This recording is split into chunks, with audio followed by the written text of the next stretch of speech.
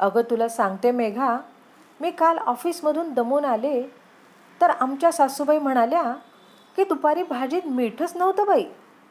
ऑफिसला जायचं म्हणून घाईघाईने कशी पण भाजी करून खाऊ घालतेस तू.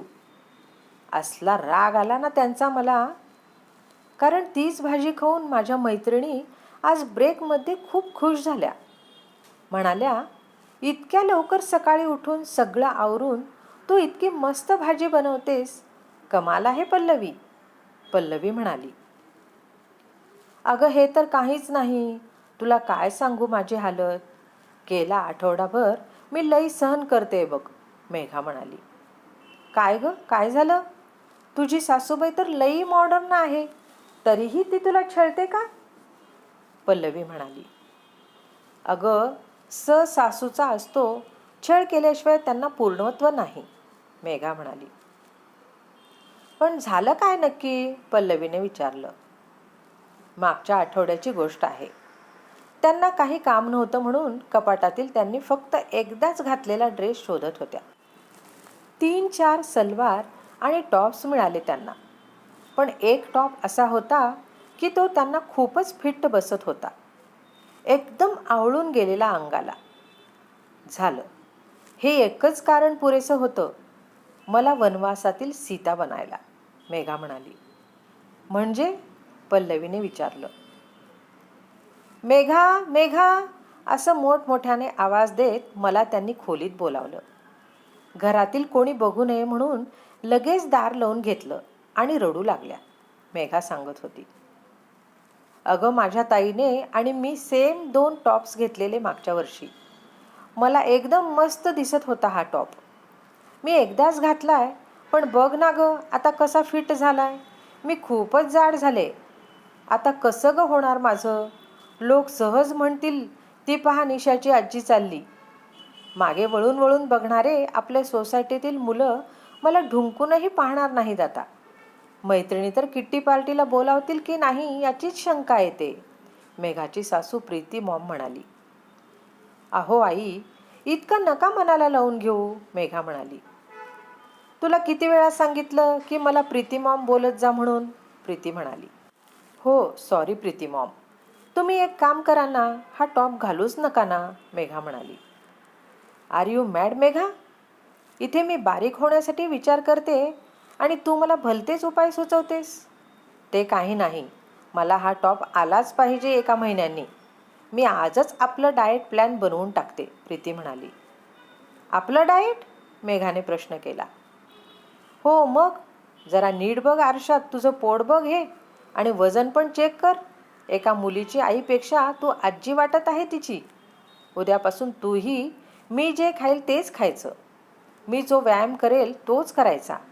मग बघ 1 महिन्यानी आपण दोघी बहिणी बहिणी दिसू एकमेकींच्या. प्रीती म्हणाली. उचल रे देवा उचल, अशी सासू माझ्याच नशिबी का टाकलीस? मेघा मनातल्या मनात म्हणाली.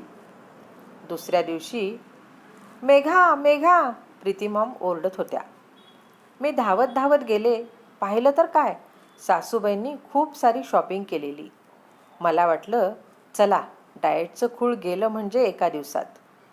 पण त्यांनी पिशव्यांमधून काय बाहेर काढलं माहिती? कांद्याची पात, मेथी, ग्रीन टी, कडधान्य, मुळा, गाजर.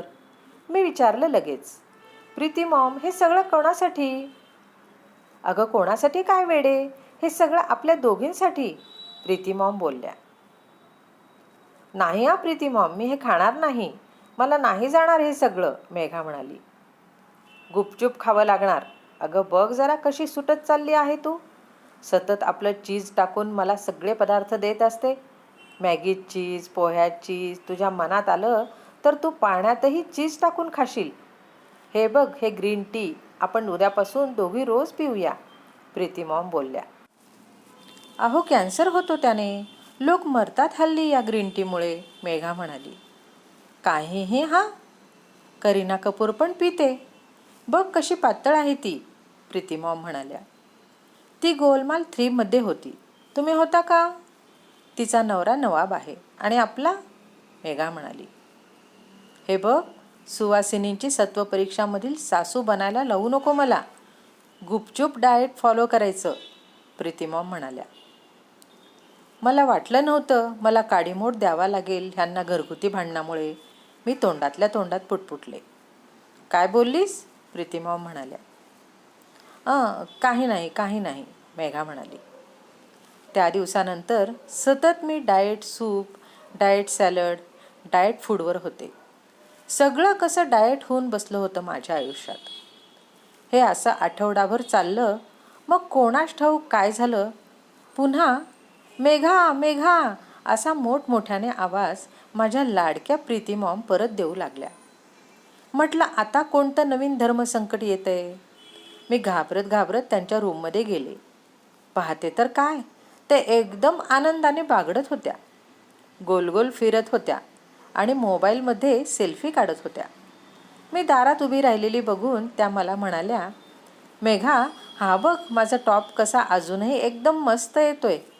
खरं तर त्या दिवशी जो टॉप घातलेला होता तो तर माझ्या ताईचा होता. ती इथेच विसरून गेलेली बहुतेक. मी वेडी तिचाच टॉप घालून इतकं डाएट करत बसले. चला आजपासून आपल्या डाएटला सुट्टी. तुला काय सांगू पल्ले, मी लगेच धावत पळत किचनमध्ये गेले आणि मस्तपैकी पुऱ्या तळल्या. चहा पुऱ्याचा पहिलाच घास घेतला आणि माझ्या तोंडून वाह शब्द निघाला. जणू मी खूप दिवसांची भुकेली होते आणि आज मला अमृत सापडलं. माझ्या लाडक्या सासूबाईंनी माझा तो क्षण फोनमध्ये टिपून घेतला आणि खुदकन हसल्या. रसिक श्रोते हो, ही कथा तुम्हाला आवडली असेल तर लाईक करा, शेअर करा, सबस्क्राईब करा आणि एक गोड कमेंट द्यायला विसरू नका.